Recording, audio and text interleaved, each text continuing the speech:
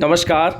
वर्ष 2004 से पूरे देश में ओपीएस यानी ओल्ड पेंशन स्कीम के स्थान पर नेशनल पेंशन स्कीम यानी कि एनपीएस लागू कर दी गई। एनपीएस के अंतर्गत प्रत्येक सरकारी कर्मचारी को कितनी पेंशन मिलेगी सेवानिवृत्ति के समय कोई पूर्व निर्धारित नहीं रहती है। 2004 के बाद में लगातार कर्मचारी संघों के विरोध के पश्चात कुछ राज्य सरकार की ओर से ओल्ड पेंशन स्कीम को लागू किया गया। उसके बावजूद भी पूर्ण रूप से कहीं पर भी ओल्ड पेंशन स्कीम लागू नहीं हो पाई है, क्योंकि जो पैसा एनपीएस के अंतर्गत 2004 से 20 के दरमियान कटवाया गया वो राशि अभी भी एनएसडीएल के पास है। कर्मचारियों को सीधे तौर पर जीपीएफ के अंतर्गत नहीं दी गई है। इस बीच में एक आंध्र प्रदेश सरकार की ओर से नई हाइब्रिड स्कीम लाई गई, जिसे नाम दिया गया जीपीएस यानी कि गारंटेड पेंशन स्कीम। अब इसी व्यवस्था को लागू करने के लिए केंद्र सरकार की ओर से एनपीएस और ओपीएस के झगड़े को खत्म करने के लिए और एक बीच का रास्ता अपनाने के लिए एक समिति का गठन किया गया। उस समिति ने केंद्र सरकार को अपनी रिपोर्ट प्रस्तुत कर दी है और उस रिपोर्ट के अनुसार आंध्र प्रदेश के मॉडल को लागू करने की अनुशंसा की गई है। तो ये जीपीएस यानी कि गारंटेड पेंशन स्कीम क्या है और ये कर्मचारियों के लिए किस प्रकार से काम करेगी, तो संपूर्ण चर्चा हम इस वीडियो के माध्यम से करने वाले हैं कि जीपीएस और ओपीएस और एनपीएस में बेहतर कौन सी स्कीम है और कर्मचारियों के लिए और सरकार के लिए और किस प्रकार से इस व्यवस्था को लागू किया जा सकता है। तो चलिए शुरू करते हैं।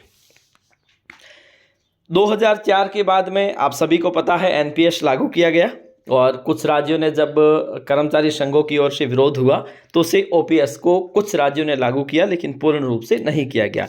इस बीच में केंद्र सरकार ने एक समिति का गठन किया और समिति ने ये माना कि एनपीएस और ओपीएस के बीच का रास्ता जीपीएस यानी कि जीपीएस है, वो मूल रूप से आंध्र प्रदेश सरकार की योजना है, जिसके अंतर्गत एक निश्चित राशि पेंशन के रूप में दिए जाने का प्रावधान है।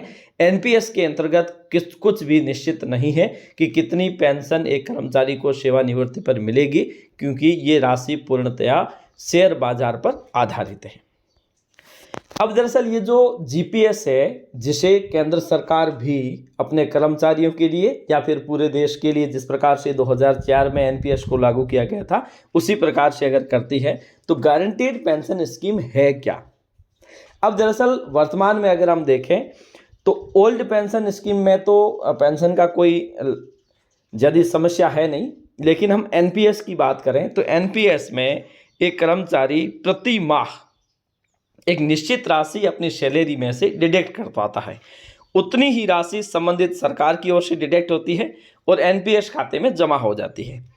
अब जब सरकारी कर्मचारी सेवानिवृत्त होता है तो कुछ राशि का भुगतान उस कर्मचारी को कर दिया जाता है और बची हुई राशि उस समय के मार्केट के अनुसार उसे एक पेंशन निर्धारित करते हुए उसका भुगतान प्रति माह किया जाता है।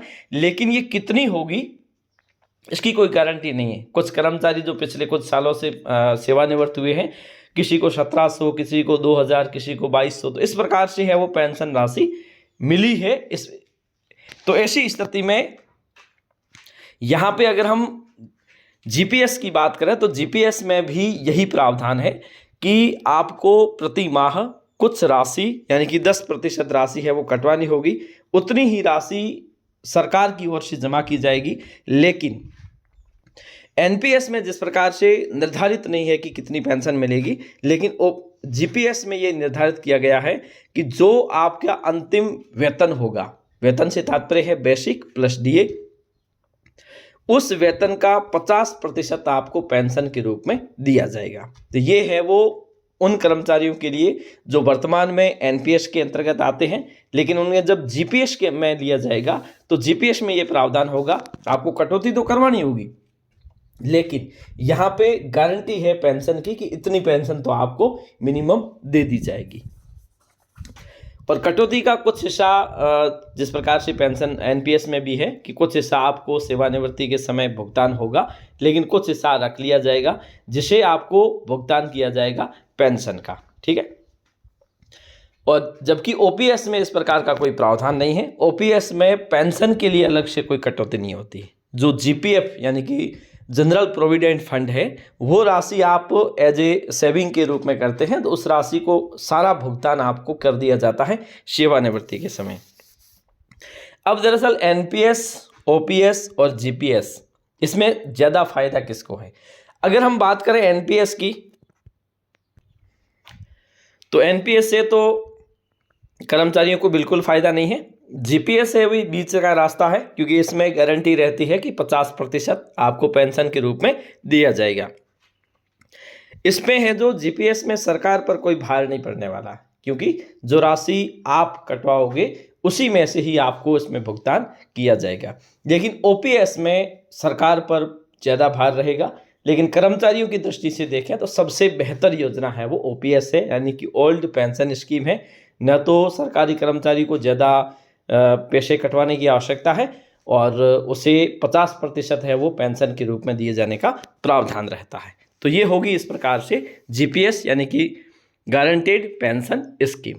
आज के लिए इतना ही, धन्यवाद।